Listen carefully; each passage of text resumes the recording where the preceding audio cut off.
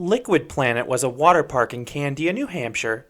Fortunately or unfortunately, depending on your perspective, I never made it to this water park before it was rebranded as Candia Springs in 2016. The old website is still active, and it's an absolute gem. This park claimed to have a 272-foot tall water slide and free tickets if you called, so let's dig in. Candia, New Hampshire is roughly a half hour north of Canobie Lake Park. Liquid Planet opened in 2008 with a series of pools and a single slide tower. It wanted to be a cheaper, more relaxing alternative to the state's larger water parks. But you'd think you'd be visiting something much grander if you visited the park's website, which is still active.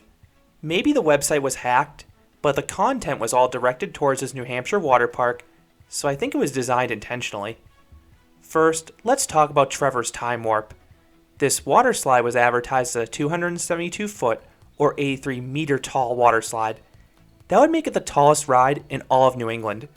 It would be over 60 feet taller than Six Flags New England's Superman and 50 feet taller than Funtown's Dragon's Descent.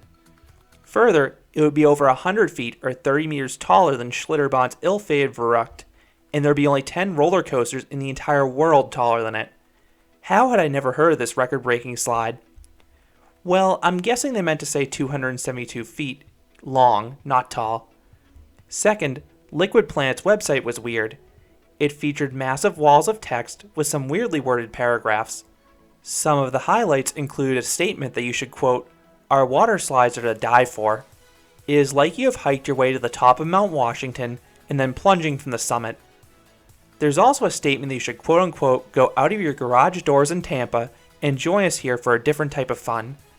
I think if someone drove the 1,400 miles or 22 hours from Tampa to Liquid Planet, they would have been just a tad disappointed.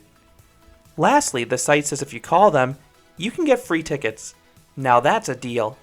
I'm not sure if anyone got these free tickets though, but it's quite the hook. But the best part of the website are the photos. This is what Liquid Planet actually looked like. It was small and not too extravagant. Meanwhile, look at the photos on the website. First, you have someone biking down a water slide.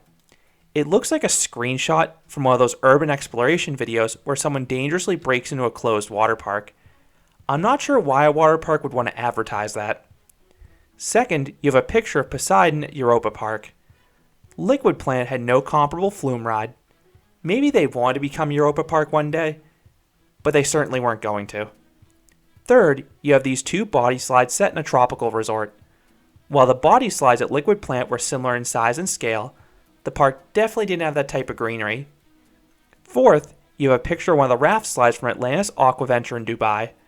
Not only did Liquid Planet not have a single tube slide, but the park certainly cannot compete with the overall atmosphere of what I think is the world's best water park. Fifth, you have some colorful water body slides, and this image was clearly ripped straight from Shutterstock. You can even see the copyright tag. Sixth, you have a picture of some body slides from the Legoland water park, and it's not subtle at all. You literally have a giant Lego brick floating in the water. So what happened to this park, and how did it become Candia Springs? Liquid Planet was ordered to shut down in August of 2015. The New Hampshire Department of Environmental Services found high levels of bacterial and fecal contamination in the water. Ew. And the park also opened its two speed slides without state approval.